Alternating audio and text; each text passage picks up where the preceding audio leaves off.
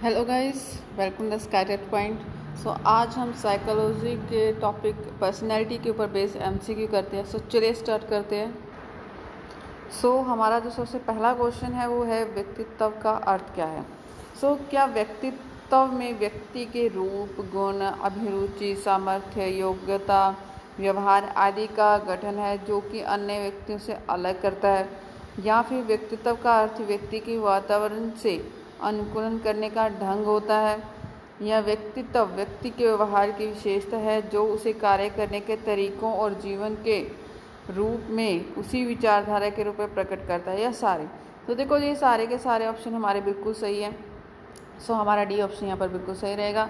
Next question की तरफ बढ़ते हैं। नेक्स्ट क्वेश्चन में हमारे पास क्या दे रखा है कि व्यक्तित्व व्यक्ति के उन समस्त मनोशारीरिक तंत्रों का एक आंतरिक गत्यात्मक गठन है जो कि पर्यावरण में उसके अपूर्व समायोजन को निर्धारित करता है।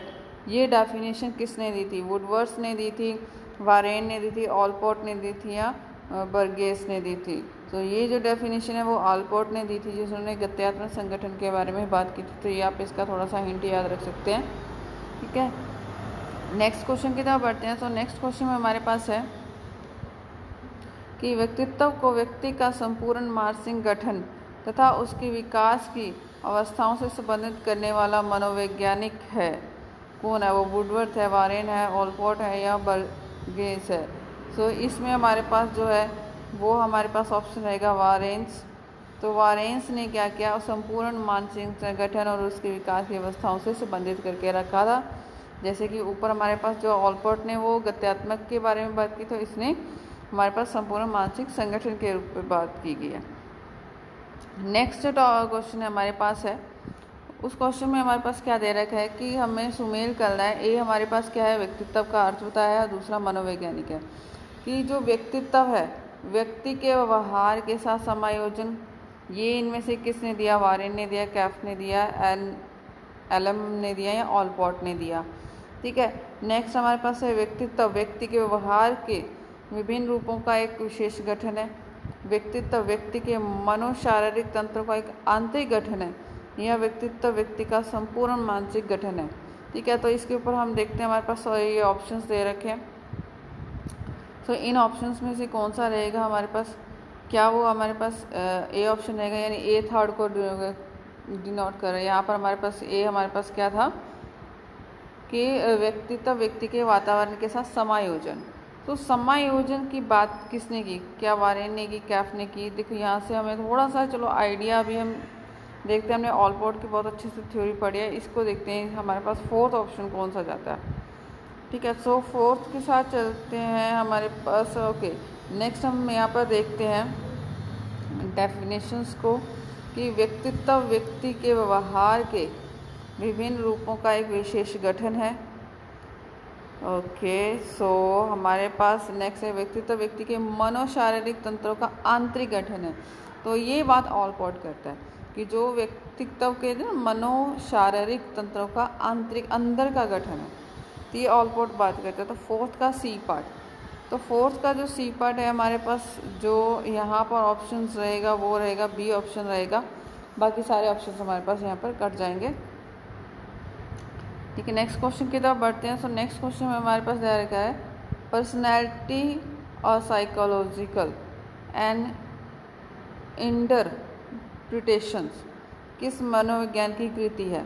कि ये किस जो साइकोलॉजिस्ट ने इस चीज़ को डिफाइन किया है वो अभी हमने बताना है। क्या वो वुडवर्थ है, वारेन है, ऑलपोर्ट है, या बर्गेस है।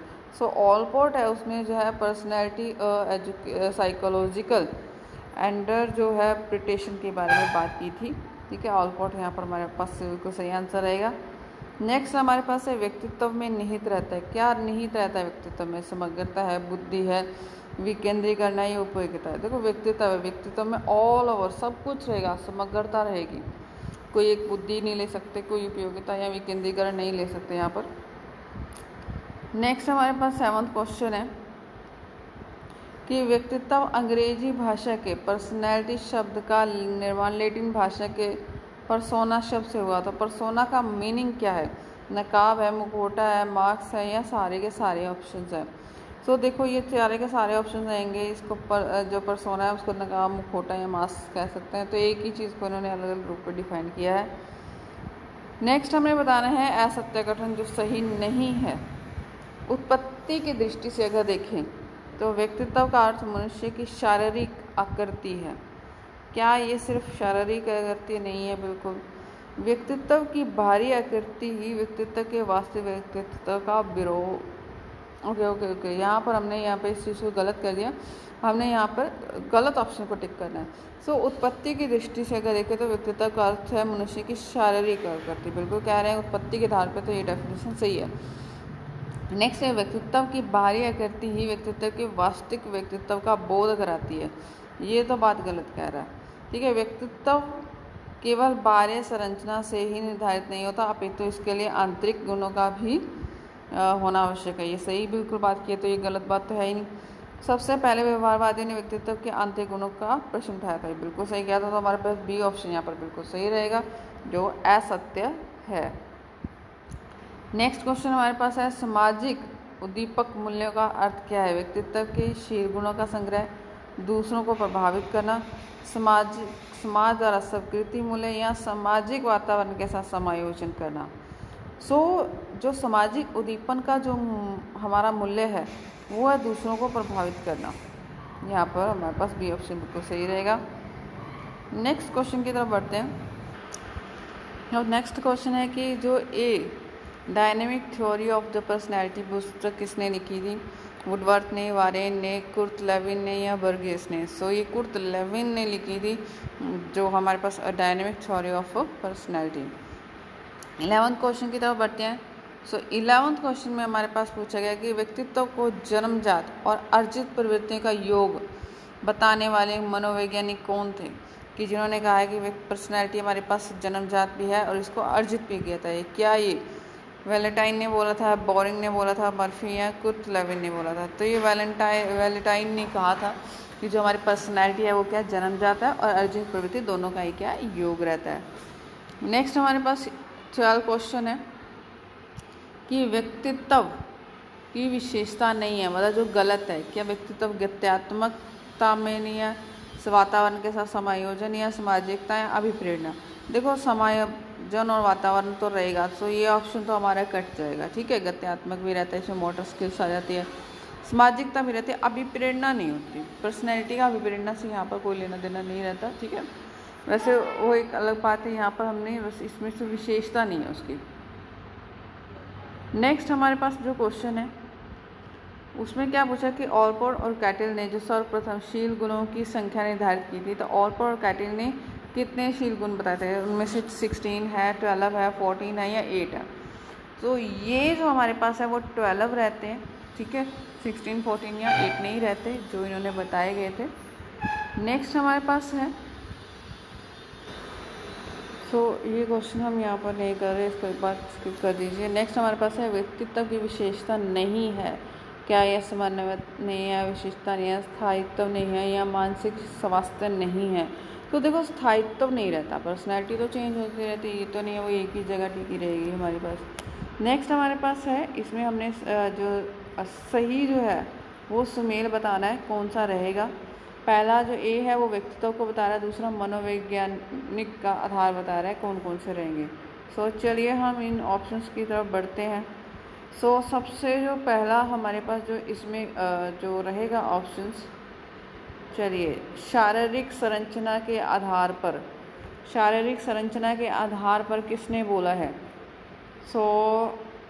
और संवेगात्मक के आधार पर कौन है, बुद्धि लब्धि के आधार पर कौन है, समाजशास्त्री कौन है? ठीक है, और विचार और कल्पना के आधार पर कौन रहता है? ये जो हमारे पास जो क्वेश्चंस रहेगा इसमें हमारे पास जो देखो समाजशास्त्री टर्मन था, ठीक है, और विचार और कल्पना के आधार वो थॉर्नडाइक था। शारीरिक संरचना की अगर बात करें तो वो क्रेचर और शेल्डन थे। तो इस तरह से हमारा जो बी ऑप्शन है वो बिल्कुल सही रहेगा। ठीक है, इस तरह से बाकी सबको भी मैच आउट कर लेंगे। नेक्स्ट हमारे पास जो क्वेश्चन है 17 की व्यक्तित्व की अंतर्मुखी या बाह्यमुखी बताने वाला मनोवैज्ञानिक कौन है। सो जिसने अंतर्मुखी और बाह्यमुखी और मध्यमुखी एक तीसरा और आता है, ये युंग ने बताया था। ठीक है, थॉर्नडाइक तो इसमें नहीं है, शेल्डन और सोलगन ये भी हमारे पास अलग इनकी थ्योरीज रही है। सो नेक्स्ट है अंतर्मुखी की विशेषता नहीं है। जो अंतर्मुखी क्या वो लज्जित होते हैं, अव्यवहारिक और जीवन में अकुशल होते हैं, आत्म केंद्रित होते हैं, हंसी मजाक पसंद नहीं करते हैं, सामाजिक कार्य में रुचि लेते हैं। सो वो जो है सामाजिक कार्य में रुचि नहीं लेंगे। ठीक है, अंतर्मुखी होते हैं, तो इन बाहरी चीज़ों में वो ज़्यादा इसमें नहीं रहते। तो नेक्स्ट हमारे पास है बाह्यमुखी व्यक्तित्व वाला व्यक्ति कैसे होते हैं, वो आशावादी होते हैं। क्या वो वातावरण के साथ शीघ्र समायोजन करते हैं, दूसरों को अपनी ओर आकर्षित करते हैं। सारे बिल्कुल यहाँ पर सारे ऑप्शन बिल्कुल सही रहेंगे।